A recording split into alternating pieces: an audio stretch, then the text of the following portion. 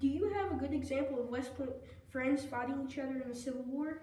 There are numerous accounts of these fellows who basically would look through the binoculars and they would see their friend on the other side of the battlefield.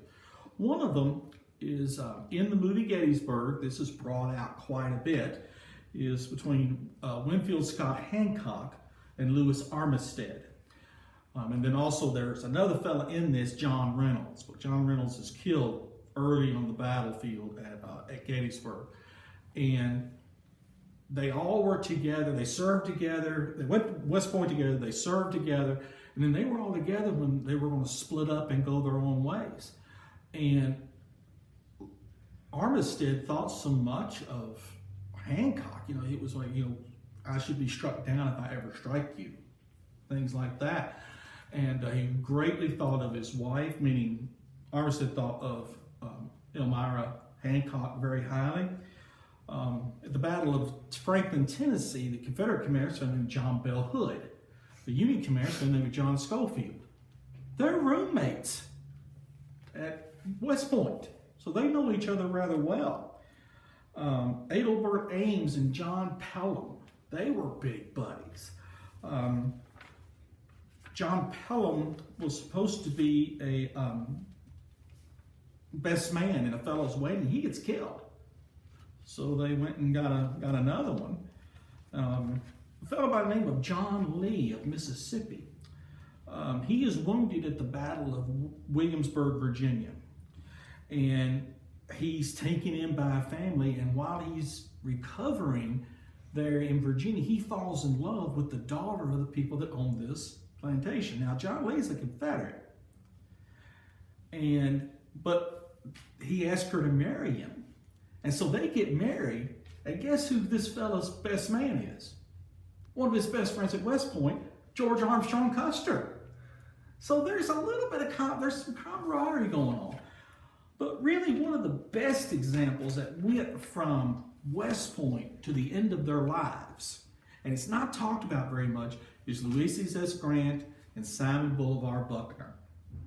Now, they are not necessarily in the same class at West Point, but they're there at the same time. And so they became rather good friends. And after they both graduated, Buckner's career went up, Grant's career went down. Wasn't very good. And Grant kind of fell on hard times. There's a lot of stories about that and everything. And Grant is out of the military and he's trying to get home. But he apparently doesn't have enough money to get home. Well, they happen to be at the same place and they run into each other. Hey, how you doing? Well, Grant doesn't have any money. So Buckner, there's a different accounts of this story. Buckner either gives him money or he goes and vouches or puts in a good word for Grant while Grant's getting money from home. Thus he can stay in the hotel. He's not on the street and things like that. This was a real good friendship.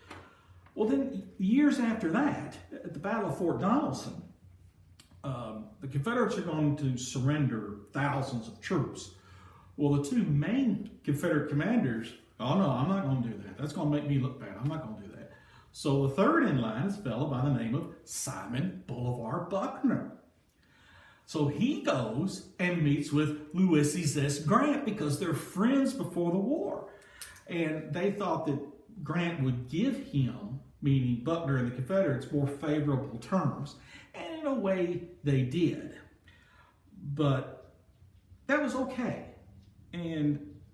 But at the time, Grant felt bad for Buckner because he was afraid Buckner's going to go to, a temporary prison and all that. He ain't going to have any money. So Grant offers him money. And now Buckner doesn't take it. He doesn't necessarily. But that's kind of a neat little story. We go ahead another 20 years. Grant has become president. He's no longer president. He has throat cancer. And he's dying at Mount McGregor in New York. Guess who comes to see him? Simon Bolivar Buckner comes and visits him. And so this friendship lasted the entire life. And then shortly after they met, Grant dies. And Simon Bolivar Buckner is an honorary pallbearer at Grant's funeral. So it's just numerous stories that are just great things that happened. Stonewall Jackson and George McClellan were in the same class, and they were on two different levels of social status, but and they grieved for each other. We talked about earlier about Winfield Scott Hancock and Louis Armistead. Well, Louis Armistead has one of Pickett's division at Gettysburg, and he's charging across the field.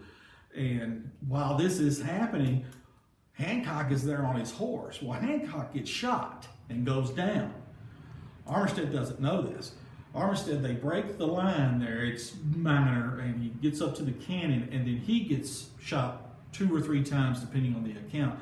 And while he's talking to one of the Union fellas, he's been captured, he asked about Hancock, and they told him Hancock's been killed, and it really physically and emotionally affected Armistead so bad. And then Armistead was afraid he may die, so he gave his personal effects to this other officer to give to Elmira Hancock, Winfield Scott Hancock's wife, because they thought so much of each other. Unfortunately, Armistead does die a couple days later, and he and Hancock never do hook up after the battle. Although they're both wounded, they never see each other again.